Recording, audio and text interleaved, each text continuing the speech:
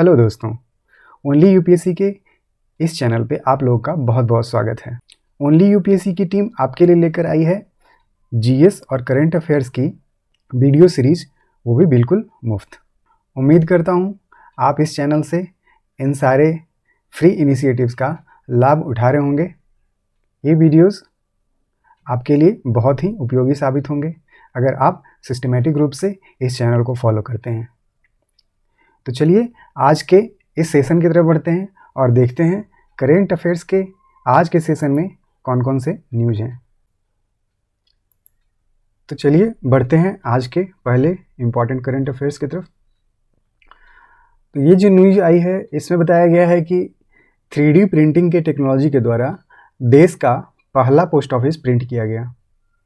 तो वैसे तो 3D प्रिंटिंग टेक्नोलॉजी का यूज़ करके देश में बहुत सारे इसके पहले भी हाउसेज और बिल्डिंग्स बनाए जा चुके हैं, लेकिन ये पोस्ट ऑफिस की बिल्डिंग बनाने का पहला केस है। तो ये काफ़ी इंटरेस्टिंग है। इसमें बताया गया है कि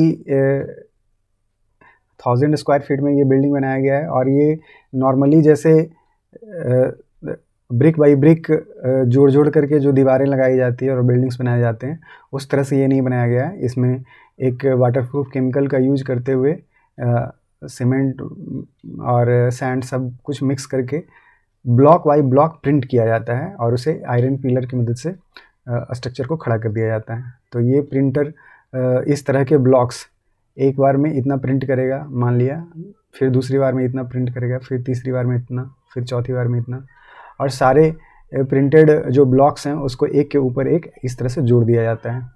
तो ये काफ़ी तेज़ी से बन जाता है, इसमें समय काफ़ी कम लगता है और ये कॉस्ट इकोनॉमिकल भी होता है। तो इसमें बताया जाता है कि लगभग 30 से 40% इसके कॉस्ट बच जाते हैं।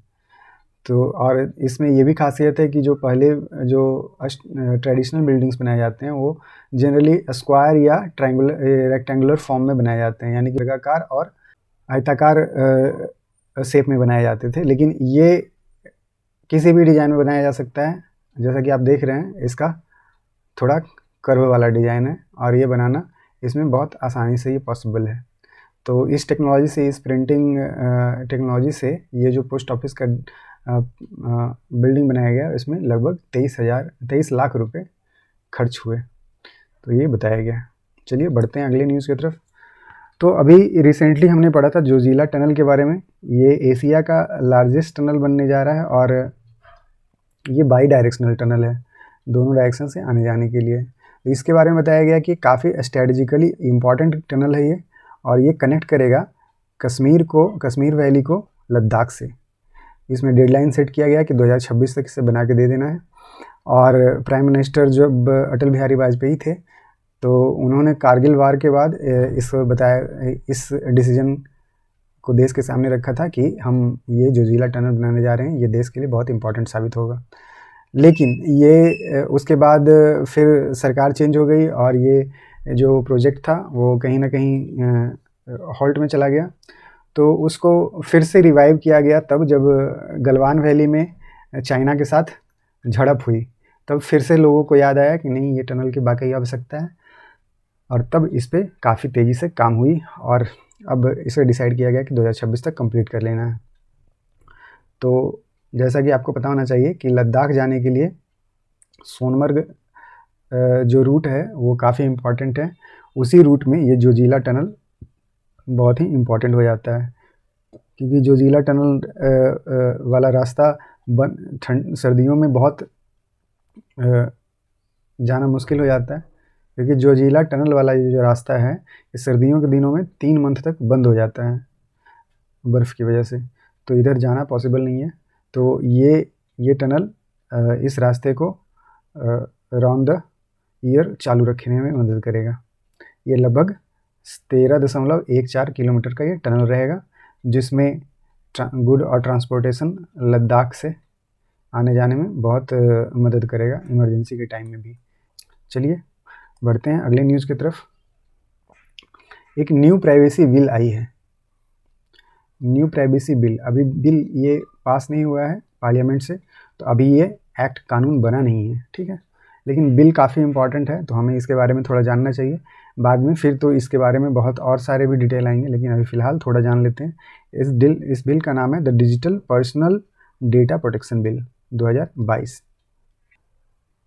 ऑनलाइन स्पेस में जो इंडिविजुअल का प्राइवेसी होता है उसके लिए इसको इन्फोर्स किया जाएगा। बताया गया है गवर्नमेंट के द्वारा कि ये बिल रेडी हो गया है। ठीक है, ये करंट जो बिल है इंफॉर्मेशन टेक्नोलॉजी रूल्स, ये इस एक्ट को रिप्लेस करने जा रहा है। तो ये 2011 में ये एक्ट आया था, इंफॉर्मेशन टेक्नोलॉजी एक्ट, तो इसको ये रिप्लेस करने जा रहा है। ठीक है, सुप्रीम कोर्ट ने आपको पता है कि बताया है फंडामेंटल राइट होता है कोई भी राइट टू प्राइवेसी। आपको मालूम है सुप्रीम कोर्ट ने 2017 में एक फैसला दिया था जिसमें बताया था कि राइट टू प्राइवेसी एक फंडामेंटल राइट है ह्यूमन का इंडिया में। तो आपको ऑनलाइन पर्सनल डेटा को प्रोटेक्ट करना बहुत आपकी जिम्मेवारी है, ऐसा गवर्नमेंट को बोला है, निर्देश दिया था इसने।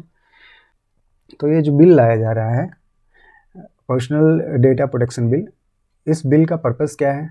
तो पर्पस ये है कि अगर किसी इंडिविजुअल का पर्सनल डेटा किसी ऑर्गेनाइजेशन को, किसी कंपनी को अगर यूज करना हो तो लॉफुली कैसे यूज कर सकता है, उसके लिए इसमें कानून बने रहेंगे। और इंडिविजुअली अपने डेटा को किसी को दे भी दिया फिर भी अपने डेटा को किस तरह से प्रोटेक्ट कर सकता है। तो ये बहुत ही इम्पोर्टेंट बिल होने वाला है। आपका कोई सेंसिटिव डेटा है, जैसे पर्सनल डेटा क्या होता है? पर्सनल डेटा मतलब जैसे आपके आधार कार्ड में जितने डेटा होते हैं, बायोमेट्रिक के डेटा, आपके डेट ऑफ बर्थ, आपके पैन कार्ड, आपके आधार कार्ड नंबर, आपके सर्टिफिकेट्स में जितने डिटेल रहते हैं उन सब के बारे में आप, तो ये सब डेटा यूज करके आप अपना कोई काम करवाना चाहते हैं तो आपको ये डेटा वेरिफिकेशन के लिए जैसे किसी कंपनी में देना होता है किसी काम के लिए, तो आप उसको डेटा दे देते हैं, लेकिन उस डेटा को वो किस तरह से हैंडल करेगा, उसका मिसयूज ना कर ले, इसके लिए ये कानून लाया जा रहा है कि आपका पर्सनल डेटा यूज भी हो लॉफुली तरीके से और वो प्रोटेक्टेड भी रहे। ठीक है, तो ये काफ़ी इम्पॉर्टेंट है। ये बिल डिफ़ाइन करता है कि डेटा फिड्यूसरी क्या है, फिड्यूसियरी क्या है और डेटा प्रिंसिपल क्या है। तो डेटा फिड्यूसरी वो होता है जो कंपनी, आप ब्रीफ में समझ सकते हैं कि वैसा कंपनी, वैसा एंटिटी जो आपके डेटा को यूज करना चाहता है, उस कंपनी को, उस एंटिटी को बोलेंगे डेटा फिड्यूसरी। और जो आप इंडिविजुअल जो हैं आप कहलाएंगे डेटा प्रिंसिपल। ठीक है, तो बढ़ते हैं अगले न्यूज़ की तरफ। आपको पता है कि G20 का भारत मेज़बानी कर रहा है 2023 में। तो इसके कुछ एक मीटिंग जम्मू कश्मीर लेह लद्दाख में भी रखी गई है। तो जो लेह में जो मीटिंग होने वाली है उसके बारे में ये न्यूज़ है कि लाइन ऑफ एक्चुअल कंट्रोल के पास पिछली बार गलवान वैली में जब पिछली बार झड़प हुई थी चाइना के साथ, तो उसके लगभग 3 साल पूरे होने जा रहे हैं। ठीक है, एग्जैक्टली 3 साल पूरे हो गए हैं। तो उस 3 साल के दिन ही ये मीटिंग रखा गया है, तो काफ़ी इंटरेस्टिंग डेट है इसका। और ये जो मीटिंग होने वाली है यूथ 20 समिट, यानी कि जिसको बोला गया है शॉर्ट में Y20, तो ये अप्रैल में होगा और लेह में इसका होस्टिंग किया जाएगा। इसमें लगभग 80 डेलीगेट्स आने वाले हैं G20 के। तो 80 डेलीगेट्स लगभग सभी कंट्री, जितने G20 के मेंबर कंट्री हैं सभी आने वाले हैं। पाकिस्तान तो ऑब्वियसली इसका विरोध करेगा। तो उसने बताया कि ये जो इलीगली ऑक्यूपाइड, पाकिस्तान के हिसाब से भारत का जो जम्मू कश्मीर है, लेह लद्दाख है, वो इलीगली ऑक्यूपाइड है, तो इसमें वो आने से इनकार करता है। और चाइना भी बाइकआउट किया था। अरुणाचल प्रदेश में भी हाल ही में मीटिंग हुई है G20 का, तो उसमें चाइना ने भी आने से मना कर दिया था क्योंकि अरुणाचल प्रदेश को वो डिस्प्यूटेड टेरिटरी मानता है। तो ऐसी तो कोई बात है नहीं। तो फिर भी अब अरुणाचल प्रदेश में भी मीटिंग कंप्लीट हो गई, उसी तरह लेह लद्दाख में भी मीटिंग कंप्लीट हो जाएगी।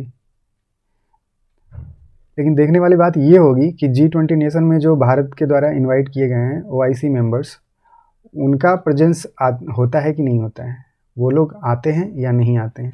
तो इनका स्टांस क्या होने वाला है?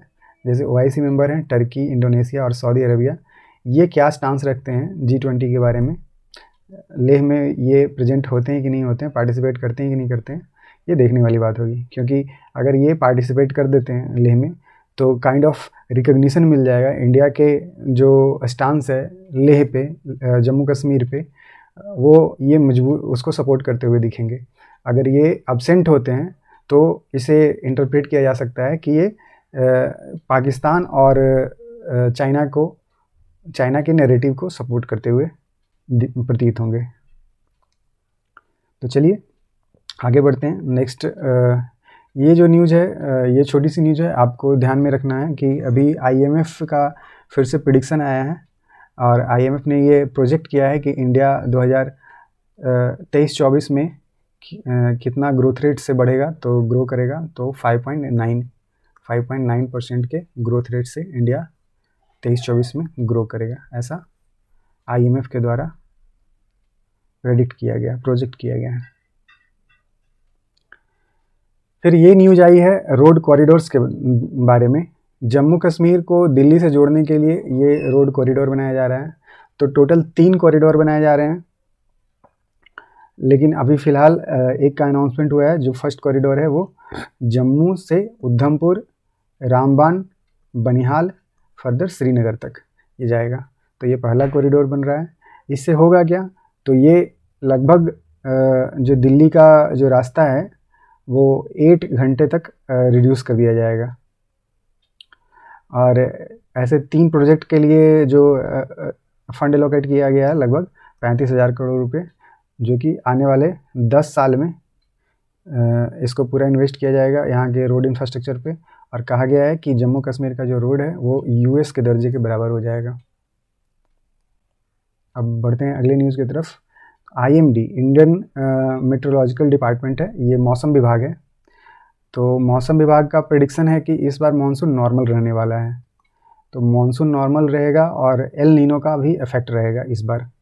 तो आपको पता होना चाहिए कि एल नीनो क्या होता है और ला नीना क्या होता है, ठीक है। तो उसके पहले हम देख लेते हैं न्यूज़ क्या है। न्यूज़ में बताया गया है कि 4% का शॉर्टफॉल होने वाला है। मतलब जो बारिश होगी वो पिछले साल के अपेक्षाकृत 4% कम होगी। मतलब लगभग 96% ही बारिश होने वाली है। लेकिन फिर भी इसको नॉर्मल के कैटेगरी में रखा गया, नॉर्मल के दर्जे में रखा गया है कि ये बारिश ज़्यादा कम नहीं है, इससे कोई सूखे का खतरा नहीं है, ये बारिश को नॉर्मल ही कहा जाएगा। तो मैं आपको बताने वाला था कि एल नीनो क्या होता है और ला नीना क्या होता है। तो आप ब्रीफ में इतना जानिए कि जब ला नीना आता है, ला नीना, तो इसमें भारत में ये बारिश ले करके आता है, ला नीना। तो ऐसे याद रखिए कि ला नीना है तो बारिश ये लाता है भारत में, और जब एल नीना आता है तो एल नीना बारिश कम करता है भारत में। तो एल नीना के कारण बारिश में कमी आती है। तो अभी 2019 से भारत में ला नीना का ये प्रभाव चल रहा था। तो बारिश अच्छी खासी हो रही थी भारत में 2019 से, और अब इस साल प्रेडिक्ट किया गया है IMD के द्वारा कि अब एल नीनो का इफेक्ट आएगा तो बारिश में थोड़ी कमी आएगी।